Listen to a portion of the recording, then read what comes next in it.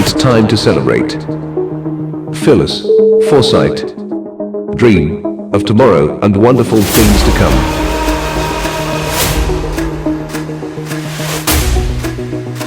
Talk to TBC.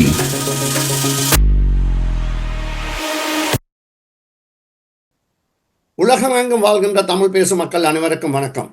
மீண்டும் இன்னொரு talk to DPC அரசியல் உரையாடலிலே இணைந்திருக்கின்றோம். இன்றும் வழமை போலவே எங்களுடன் டிபிசியின் அரசியல் ஆய்வாளர்களான தோழர் தம்பா, தோழர் ஜெகநாதன், தோழர் சிவலிங்கம் ஆகியோர் இணைந்திருக்கின்றார்கள். மூவருக்கும் வணக்கம். அனைவருக்கும் வணக்கம். அனைவருக்கும் வணக்கம். பல்வேறு இந்த விடயங்களை நாங்கள் பேசுவது வளமே. அதுபோல் இப்பொழுது ஜனாதிபதி அவர்கள் இந்தியா சீனா விஜயத்தை முடித்துவிட்டு தேர்தலுக்கு பின்பு முதலாவது கூட்டம் ஒன்றை களுத்துறையிலே நடைபெற்று கொண்டிருக்கிறது. அதில் ஜனாதிபதி விசேடமாக உரையாடி கொண்டிருக்கின்றார்.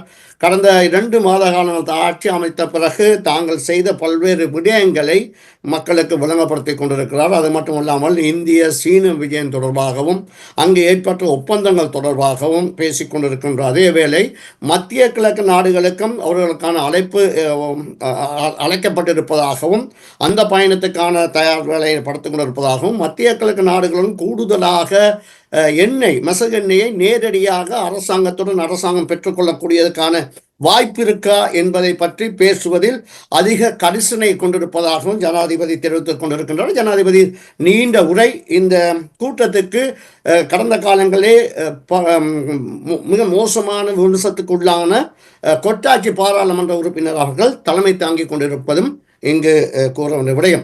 அதேவேளை இப்பொழுது உள்ளூராட்சி சபை தேர்தல் தொடர்பாக அறிவிப்புகள் வெளிவந்திருக்கின்றன. அநேகமாக ஏப்ரல் மாதம் அளவிலே உள்ளூராட்சி சபை தேர்தல் நடக்கலாம் என்று பேசப்படுகிறது. அதை பற்றி நாங்கள் கலந்துரையாடுவது முக்கியமான விடயமாக இருக்கிறது. அடுத்ததாக இந்த சிங்கள மக்கள் மத்தியிலே அல்லது சிங்கள தேசிய கட்சிகள் அல்லது சிங்கள கட்சிகள் மத்தியிலே சிங்கள கட்சிகள் என்பதை விட தென் பகுதியிலே ஏற்படுகின்ற கட்சிகள் மத்தியிலே ஏற்பட்டிருக்கின்ற மாற்றம் தமிழ் கட்சிகளிலே ஏற்பட்டிருக்கின்றதா? தமிழ் கட்சிகளின் அரசியல் நடவடிக்கை மேலும் மேலும் தமிழ் மக்களுடைய அரசியல் அனாதைகளாக்கப்படுகின்றனவா அல்லது அரசியல் பலவீனத்தை உருவாக்குகின்றதா என்ற விடயத்தையும் பற்றி பேசலாம்.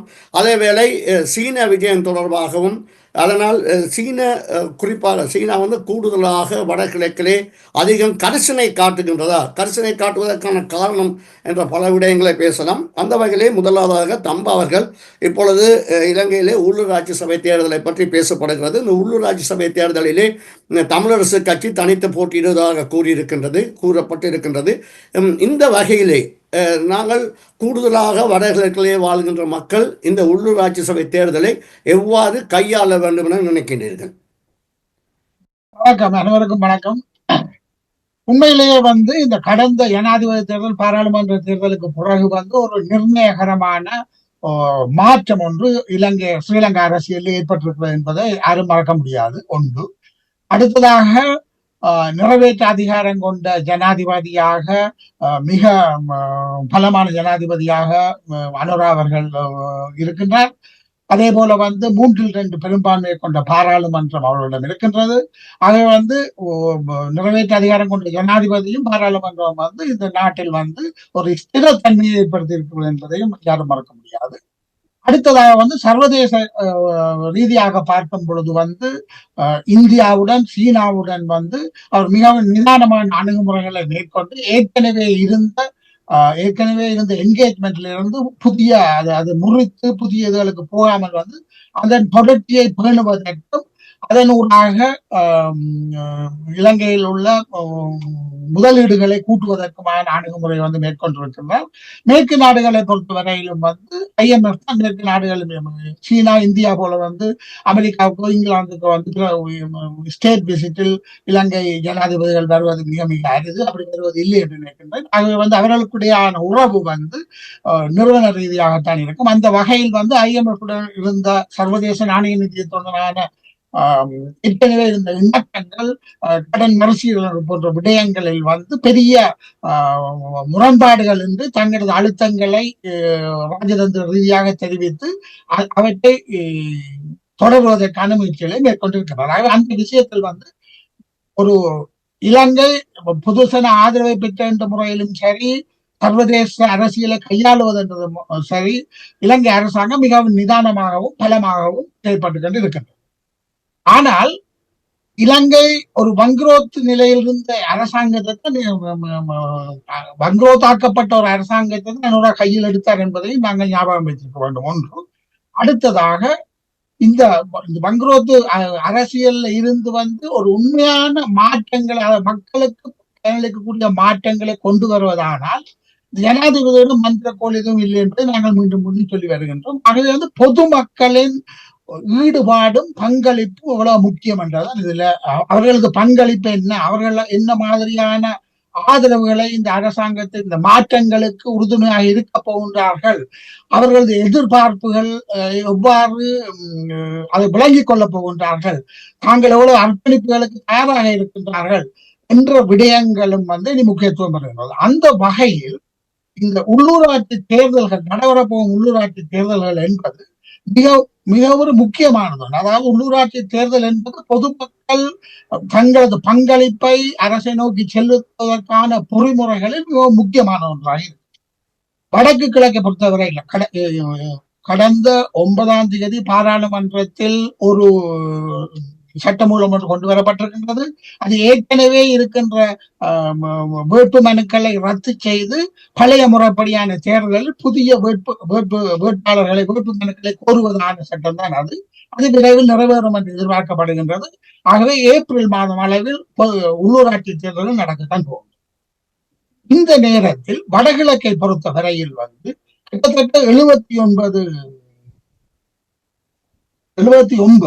உள்ளூராட்சி சபைகள் இருக்கின்றன. 75 உள்ளூராட்சி சபைகள் இருக்கின்றன. 34 41 இருக்கின்றன நினைக்கின்றேன்.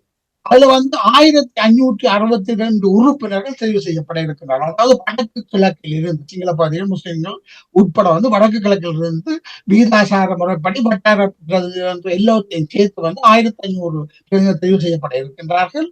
ஆகவே இந்த 1500 பிரதிநிதிகளும் வந்து வரப்போறவர்களுக்கு மிகவும் முக்கியமான ஒரு பாத்திரத்தை வகிக்கிறார். இது மாதிரி நாடு முழுவதிலும் இருக்க போகின்றது. ஆகவே இந்த உள்ளூராட்சி தேர்தலில் தெரிவு செய்யப்படுபவர்கள் வந்து தங்களது ஜனநாயக கடமைகளை நிறைவேற்றக்கூடிய வலுவுள்ளவர்களாக இருப்பது வந்து மிக முக்கியமானதாக இருக்கு.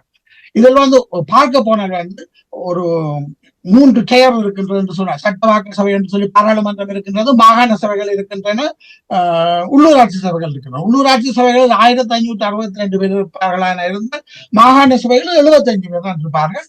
பாராளுமன்றத்தில் வடகிழக்கில் இருந்து 28 பேர் தான் போகின்றார்கள். ஆகவே இந்த 1500 பேரும் வந்து என்ன மாதிரியான ஆட்களாக இருக்க வேண்டும் என்பதில் வந்து தமிழ் பேசும் மக்கள் வந்து மிகவும் நிதானமாகவும் தெளிவாகவும் இருக்க வேண்டும். தமிழ் பேசும் மக்கள் மாத்திரமே இலங்கையில் உள்ள மக்கள் இந்த மாற்றங்கள் நிதர்சனமாக்கப்படுவதாக இருந்தால் எவ்வாறான பிரதிநிதிகள் இந்த கூட்டங்களை ஒத்திகை பண்ணணும் என்பதில் வந்து தெளிவாக இருப்பார்கள். இவர்கள் தான் எதிர்கால தலைவர்களாக வரக்கூடியவர்கள். எதிர்கால நாட்டின் கட்டுமானங்களை, நாட்டின் சமூக பொருளாதார ஸ்திரத்தன்மையை வந்து வளர்த்தவர்கள்.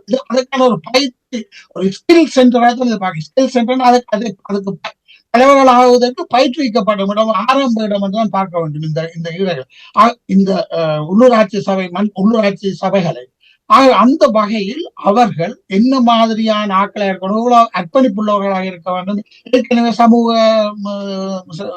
சேவைகளில் ஈடுபட்டவர்கள், அர்ப்பணிப்புள்ளவர்கள், மத ஸ்தாபனங்கள் கூட எல்லா மத ஸ்தாபனங்களிலும்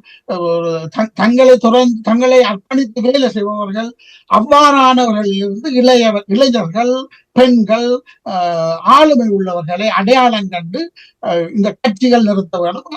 அது மாத்திரமில்லாமல் அவர்கள் தாங்களாகவே இதில் வந்து கட்சி அரசியலுக்கு பெரிய அளவில் இடம் இருக்கக்கூடாதுன்னு நான் நினைக்கின்றேன். 1562 பேர் தெரிவு செய்யப்பட இருக்கின்றன. ஆகவே இவர்கள் வந்து எப்படிப்பட்டவர்களா இருக்கணும், இப்படியானவர்களாக தான் இருக்க வேண்டும். மன்னிக்கணும், நீங்கள் கூறினீர்கள் ஆண்மை உள்ளவர்களை இந்த பிரதேச சபைகளுக்கு தெரிவு செய்யப்பட வேண்டும். அவர்களுக்கான சந்தர்ப்பத்தை கட்சி கொடுக்காவிட்டால் அவர்கள் தனித்து போட்டியிடுவதால் வென்ற பிறகு அவர்களுடைய செயற்பாடு எவ்வாறு இருக்கும்? இணைந்து செயற்படுவதில் ஒரு சங்கடம் இருக்கும் அல்லவா? இது வந்து இணைந்து செயற்படுவது கட்சிகள் நீங்கள் சொல்லுவ சரி. இந்த கட்சிகள் கட்சிகளை தேர்தல் உள்ளூராட்சி தேர்தல் கேட்காதீர்கள் என்று அந்த நிலை கொண்டு ஒரு நாளும் வரப்போவதில்லை. கட்சிகள் கட்டாயம் உள்ளூராட்சி தேர்தல் கேட்பார்கள். இந்த கட்சிகள் கூட தங்களுக்குள் விவாதித்து இதே மாதிரியான குவாலிட்டி உள்ள ஆட்கள் வந்து, அதாவது இது ஒரு தேர்தல் அரசியலுக்கான களம் இல்லை, இது ஒரு சேவை செய்வதற்கான ஒரு களம் என்பதை அவர்கள் முதலில் வந்து தங்களுக்குள்ள அந்த மாற்றத்தை விரும்புவார்கள், அதை புரிந்து கொண்டோம். சேவை செய்வதற்கான களம் என்று சொல்லும்போது அவர்களுக்கு சேவை செய்யக்கூடியவர்களுக்கு அரசியல் அதிகாரத்தை பயிற்றுவிப்பதற்கான களம்.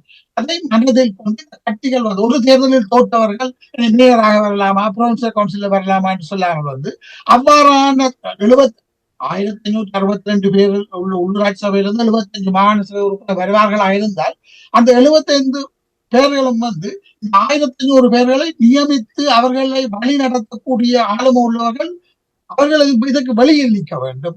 மாகாண சபைக்கு போக வேண்டியவர்கள் வந்து அவர்கள் வந்து உள்ளூராட்சி ஒரு டியர் ஒன்றை வந்து உருவாக்க வேண்டும் என்றுதான் நான் நினைக்கின்றேன். அது முழுமையாக தலைவராவிட்டாலும் அந்த முயற்சியை செய்ய கட்சிகளும் எல்லா கட்சிகளும் முயற்சிக்க வேண்டும். அது மாத்திரமல்லாமல் சமூக அக்கறை கொண்ட சமூக சேவைகளில் ஈடுபட்டுள்ளவர்களும் அதற்கான முயற்சிகளை மேற்கொள்ளும். தனியாகவோ கட்சிகளுடன் இணைந்தோ அவ்வாறான முயற்சிகளை மேற்கொள்ள வேண்டும்.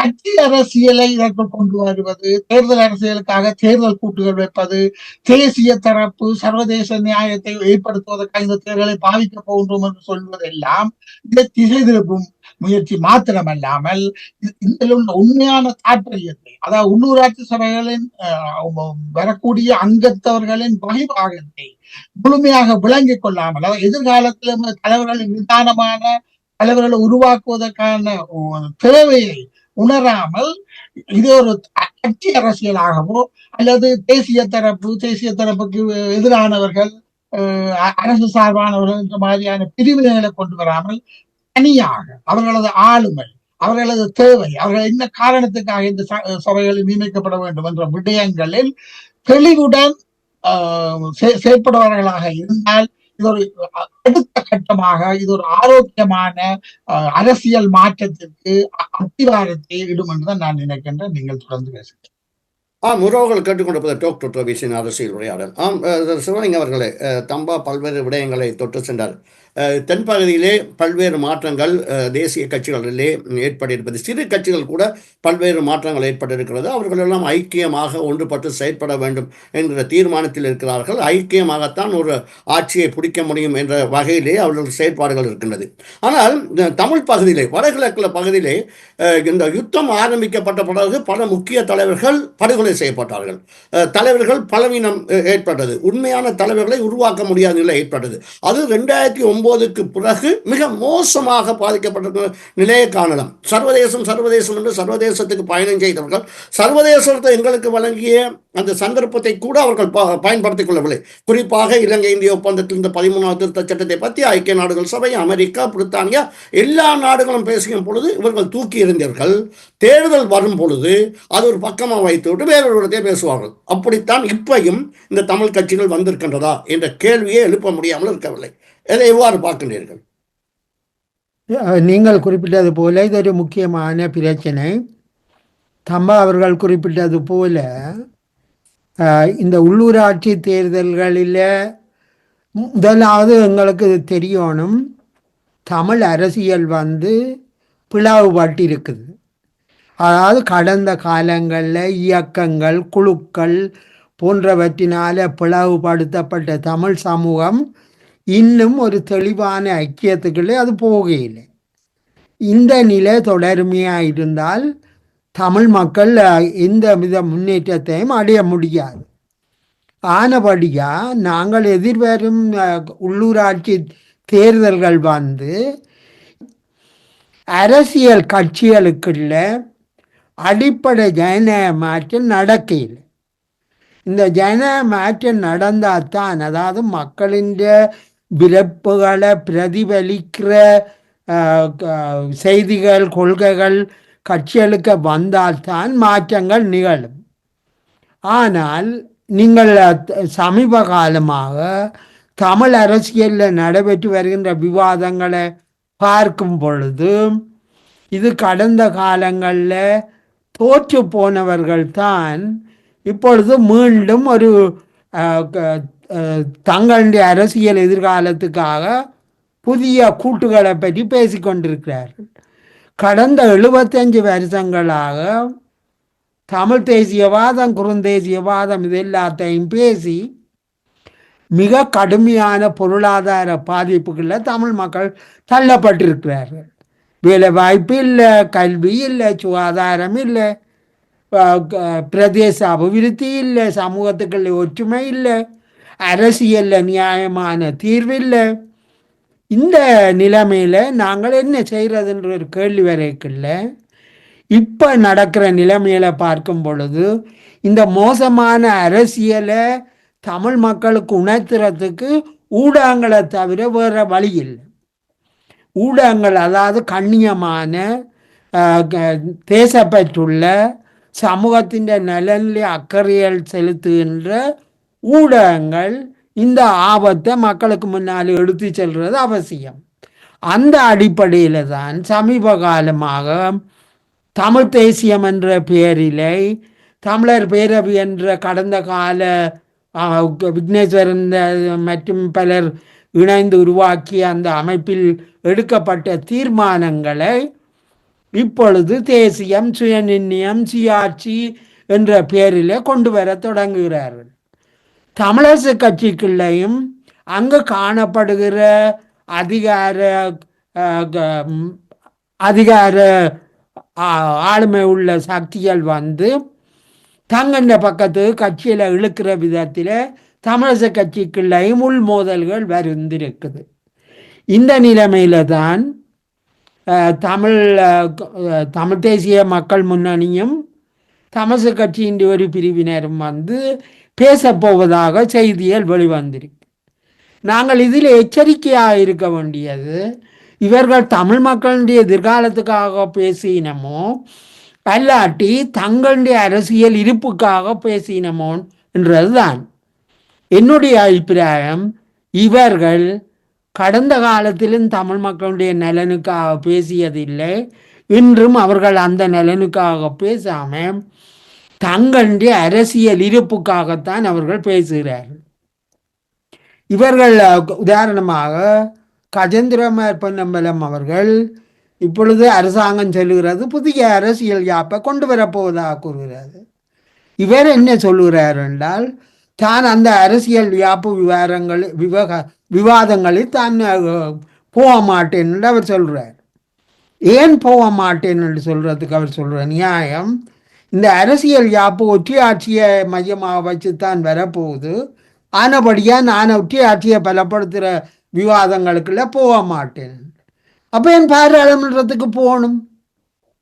அதாவது நாட்டு மக்களில் கணிசமான பெரும்பான்மை பிரிவினர் நாட்டின் எதிர்காலம் தொடர்பாக ஒரு முக்கியமான விவாதத்துக்குள்ள இறங்கி இருக்கிற நேரத்தில் நீங்கள் போக மாட்டேன் என்று சொல்றதா இருந்தால் நீங்கள் தேர்தலில் இறங்குவதற்கான அடிப்படை காரணம் என்ன?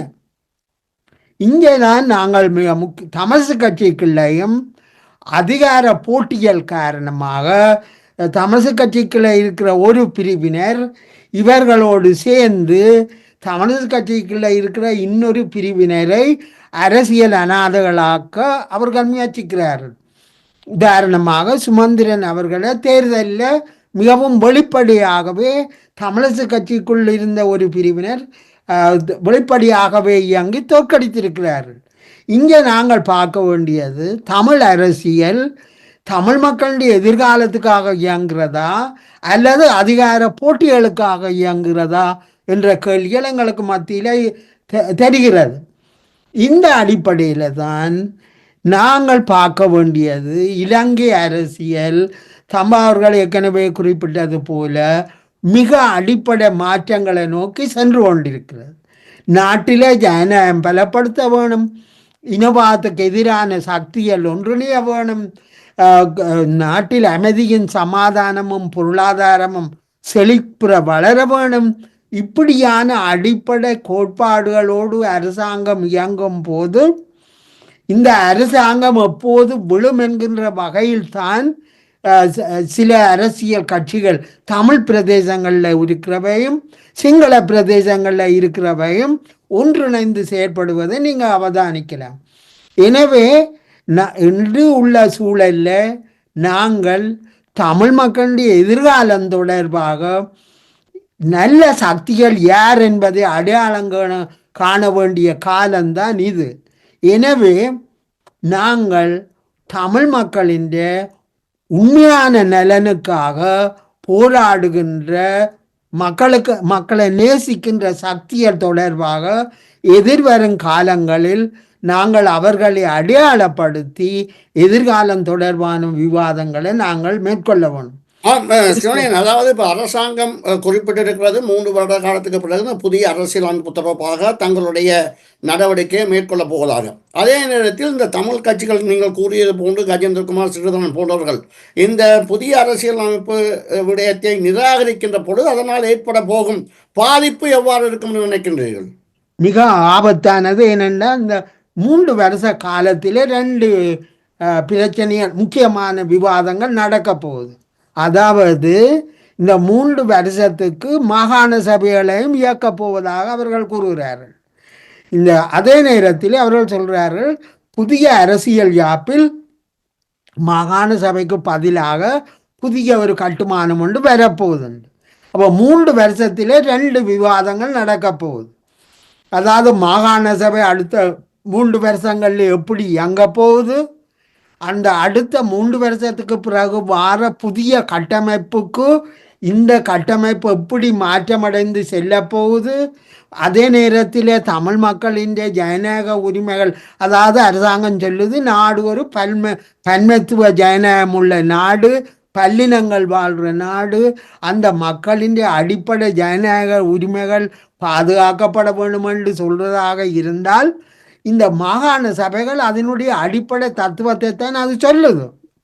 அப்படி என்றால் இந்த அடுத்து வார அரசியல் யாப்பில் மாகாண சபைகளின் எதிர்காலம் புதிய அடிப்படையில் பெறக்கூடும். எனவே நாங்கள் இது பற்றிய விவாதங்களை நடத்தாமல் இல்லை இது நாங்கள் ஒரு சமஷ்டி என்ற ஒரு கனவு உலகத்துக்குள்ள மக்களை கொண்டு போகிறதுக்கு நாங்கள் தயாராக வரோம். இந்த ஆபத்தை நாங்கள் புரிஞ்சு கொண்டு, ஏனென்றால் தமிழ் மக்கள் மிக மோசமான பொருளாதார பிரச்சனைக்குள்ள சிக்கப்பட்டிருக்கணும். நாடும் அப்படி ஒரு நிலையில இருக்குது. மக்களை ஓட்டாண்டியலாக்கி வெளிநாட்டுக்கு போகிற கனவுலகத்தில் சீவிக்க வைக்கிற அந்த அரசியலை நாங்கள் தோற்கடிக்கிறதுக்கு ஊடகங்களான அந்த பங்களிப்பை செய்ய வேணும். ஊடகங்களில் சமூகத்தின் நலனுக்காக செயற்படுகிறவர்கள் இந்த அடிப்படைகளை வைத்துத்தான் தங்களுடைய விவாதங்களை நகர்த்த வேண்டும் என்பதுதான் இன்று கூறக்கூடிய கருத்தாக இருக்கிறது. உறவுகள் கேட்டுக்கொண்டிருப்பது டாக் டு டிபிசியின் அரசியல் உரையாடல். ஜெயநாதன், இப்பொழுது பல்வேறு விடயங்களை எங்களுடைய ஆய்வாளர்கள் முன்வைத்திருக்கிறார்கள். அதே நேரத்தில் ஜனாதிபதி அவர்களுடைய 2வது வெளிநாட்டு விஜயமாக சீனா சென்று வந்தால் அதன் பின்பு சீன அரசாங்கம் அல்லது சீன தூதரகம், இலங்கையில் இருக்கின்ற சீன தூதரகம் அதிக கரிசனை வடகிழக்கிலே கொள்வது போல் தெரிகிறது. அப்படியா? அப்படி என்றால் ஏன் என்று நினைக்கிறீர்கள்? இல்ல, இதுல முக்கியமாக இந்த இலங்கை மீனவர்கள் பிரச்சனை என்பதனை ஒரு இந்தியாவுக்கு எதிரான ஒரு கருத்து உருவாக்குறதுக்கு சீனா முயற்சி எடுக்கிறான்னு நான் சந்தேகிக்கிறேன். என்னென்று சொன்னால், இந்த இலங்கை வடக்கு கிழக்கு மீனவர்களுக்கு என்று சொல்லி அவர்கள் குறிப்பிடத்தக்க அளவுக்கு நிதி ஒதுக்கீடு செய்து தொடர்ந்து அந்த உதவிகளை செய்கிறதுன்றதன் மூலம் ஒரு இந்தியாவுக்கு எதிரான ரீதியில அதாவது இதுல தமிழ் அரசியல்வாதிகளுடைய தவறும் இருக்குது. இன்றைக்கு அயலவர் பிரச்சனை என்ற அயலக தமிழர்களுடைய பிரச்சனை அல்லது அவர்களுடைய அயலக தமிழர்களுடைய மகாநாடு என்ற ரீதியில தமிழ்நாட்டிலே ஒரு மகாநாடு கூட்டப்பட்ட பொழுது குறிப்பாக இலங்கையில இருந்து பல பிரதிநிதிகள் சென்றிருந்தார்கள்.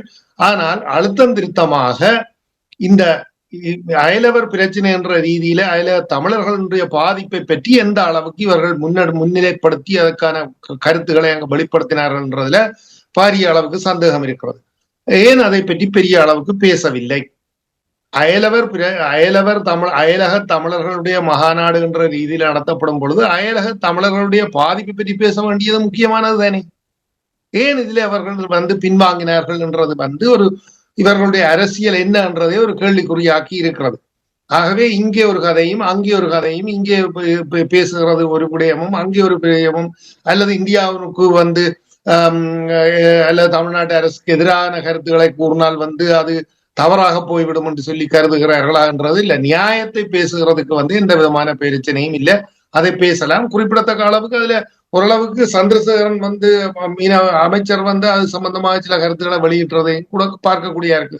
ஏன் அந்த அளவுக்கு இவர்கள் பேசவில்லை என்றது ஒரு கேள்விக்குறியாக இருக்கிறது. இப்ப பிரச்சனை என்னன்னு சொல்லி சொன்னால், சீனாவுக்கு விஜயம் செய்தவர் ஒரு அளவுக்கு சீனாவையும் இந்தியாவையும் சமநிலைப்படுத்துகிற ரீதியில பெரிய அளவுக்கு பாரிய அளவுக்கு இந்தியாவுக்கு எதிரான ரீதியான ஒப்பந்தங்கள் அல்லது இவைகள்ன்றதுகளை ஓரளவுக்கு தவிர்த்திருக்கிறதை நாங்கள் பார்க்கக்கூடிய இருக்கிறோம். அதே நேரத்துல இந்த ஸ்னோபெக் நிறுவனத்தோட 3.7 பில்லியனுக்கு அம்பாந்தோட்டை துறைமுகத்துல ஆண்டிய பகுதியில எண்ணெய் சுத்திகரிப்பு நிறுவனத்தை உருவாக்குறதுன்றது இது ஏற்கனவே பேசப்பட்டது. அது 4.5 பில்லியன் முதலீடு செய்யப்பட்டதா இருந்தது என்றது இன்றைக்கு 3.7 பில்லியனாக ஏன் குறைந்தது என்ற கேள்விகளும் எழுப்பப்படுகிறது. அது சம்பந்தமான விளக்கங்களை ஜனாதிபதி அவர்கள் அது தெரியப்படுத்த வேண்டும் என்ற கேள்விகளும் எழுந்திருக்கிறது.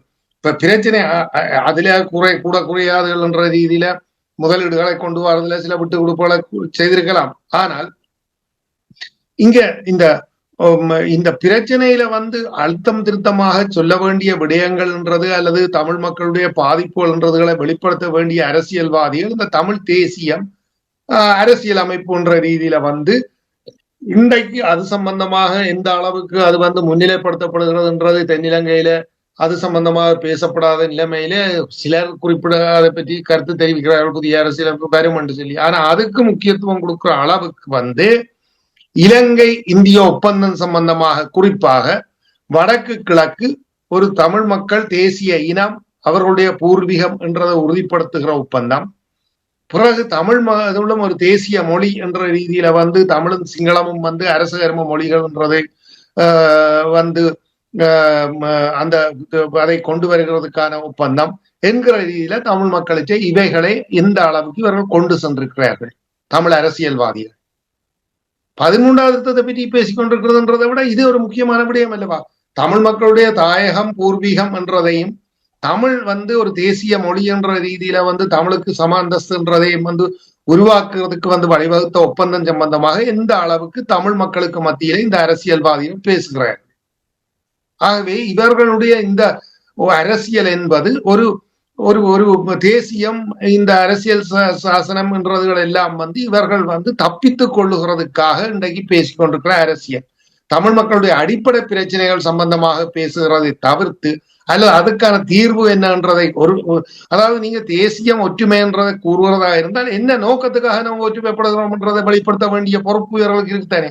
அதை யாராவது சொல்லுகிறார்களா? ஒற்றுமை வேணும் என்று எல்லாரும் கூச்சுகள் இடுகிறார்கள், ஒற்றுமைப்பட வேணும் என்று பேசுகிறார்கள், ஒற்றுமையாக தமிழ் மக்கள் தங்களை பாதுகாக்க வேண்டும் என்று சொல்லி கூறுகிறார்கள் என்று சொல்லி சொன்னா என்ன அந்த சிந்தனை போக்கு தொடர்ந்து உருவாகி கொண்டுதான் இருக்கிறது. சரி, இப்ப இன்றைக்கு ஊழல் இல்லாத ஒரு ஆட்சியை உருவாக்க வேண்டும் என்ற ரீதியில என்பிபி சில முயற்சிகளை மேற்கொள்ளுகிறதுன்றது வெளிப்படையாக சில அவர்கள் கருத்துக்களை வெளிப்படுத்தி இருக்கிறார்கள். அந்த ரீதியில வடமாகாண கவர்னர், கிழக்கு மாகாண கவர்னர் இந்த உத்தியோகத்தர்கள் மத்தியில நாங்கள் பெரிய சிக்கல்களை எதிர்நோக்க வேண்டி இருக்கிறது, இவர்களை வேலை செய்விக்கிறதுக்கு அல்லது நேர்மையாக செயல்படுகிறதுக்கு மிகவும் கஷ்டப்பட வேண்டி இருக்கிறன்றதை பகிரங்கமாக கூறியிருக்கிறார். 6வது தமிழ் அரசியல்வாதிகள் இதை பற்றி பேசுகிறார்களா? மக்களுக்காக செயல்பட வேண்டும் என்றதை கருத்தை வலியுறுத்தக்கூடிய ரீதியில இந்த உத்தியோகத்தர்கள் அல்லது ஆசிரியர்கள் இந்த அரச ஊழியர்களை வலியுறுத்துகிற ரீதியில ஏதாவது கருத்து வெளியிட்டிருக்கிறார்களா? அப்படியானால் இவர்கள் எல்லோரும் கடந்த காலத்தில் அடக்கம் இப்ப வரைக்கும் இந்த ஊழலுக்கு துணை போனவர்களாகத்தானே இருந்திருக்கிறார்கள். இல்லாவிட்ட துணிச்சலாக கூறலாமே. இவர்கள் மக்களுக்காக சேவை செய்யறதுக்காக அரசினுடைய நிதியை பெற்றுக் கொண்டிருக்கிறவர்கள் அல்லது சம்பளத்தை பெற்றுக் கொண்டிருக்கிறவர்கள் அந்த கடமையை ஒழுங்காக செயல்படுத்த வேணும் என்ற குரல் யாராவது எந்த அரசியல்வாதிகள்ட்ட இருந்து தமிழ் அரசியல்வாதிகள்ட்ட இருந்து வெளிப்பட்டிருக்கிறது? பிறகு இவர்களுக்கு என்ன தகுதி இருக்கிறது தேசியம் பற்றி பேசுறதுக்கு? மக்களுக்கான என்ன சேவையை யார் செய்ய வேணும் என்றதை கூட கூற தவறுகிற இவர்கள் முதுகெலும் பெற்றவர்கள், இவர்களுக்கு தேசியம் பற்றி பேசுறதுக்கு என்ன தகுதி இருக்கிறது? ஆகவே இங்கதான் ஒரு கேள்வி எழுகிறது என்ன என்று சொல்லி சொன்னால், இந்த தமிழ் அரசியல்வாதிகளும் கடந்த காலத்துல தங்களுடைய தேவைக்காக அரசு ஊழியர்களை பயன்படுத்தி இருக்கிறார்களா என்ற கேள்விகள் வருகிறது. அல்லது தங்களுடைய சிபாரிசின் பேர்ல இவர்கள் உருவாக்கப்பட்டிருக்கிறார்கள், அது பதவிகளை வைத்திருக்கிறார்கள்ன்றதுகள் எல்லாம் வெளிப்படையாக இங்க காணக்கூடியதாக இருக்கிறதா? ஆகவேதான் இவர்கள் பேசவில்லை. ஆகவே இவர்கள் தங்களுடைய அரசியல் என்றதுக்கு மக்களுடைய அடிப்படை நாளைக்கு இந்த உள்ளூராட்சி மன்ற தேர்தல்களை பற்றி நீங்க பேசினீங்கள்.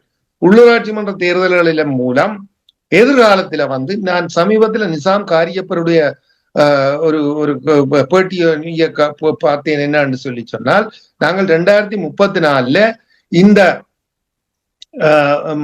இளம் தலைமுறையை தலைவர்களாக்குறதுக்கான அடுத்த 10 வருடத்துல அவர்களுடைய கையில எதிர்காலத்தை ஒப்படைக்கக்கூடியதாக உருவாக்க வேண்டும் என்று சொல்லியிருந்தார். யார் எங்களுடைய தலைவர்கள் இதை பற்றி இப்படி எல்லாம் பேசுகிறார்கள்? இதெல்லாம் முக்கியமான விடயங்கள். தமிழ் மக்கள் சிந்திக்க வேண்டிய விடயங்கள். ஊடகத்தை பற்றி பேசினீர்கள். இந்த ஊடகங்களும் இதுக்குள்ள ஊர்ன குட்டையில ஊர்ன மட்டைகள் தான்.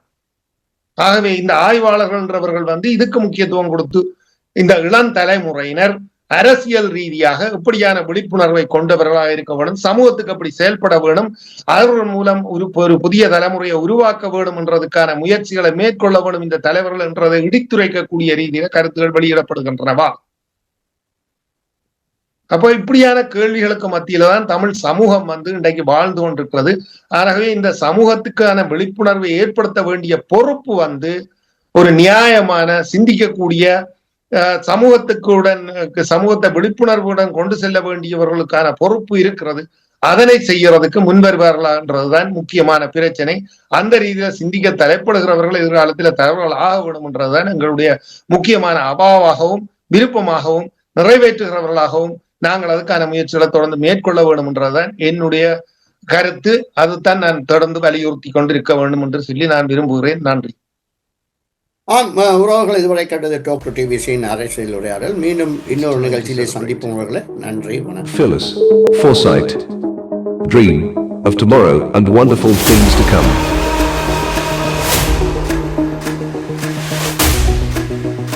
Talk to TBC.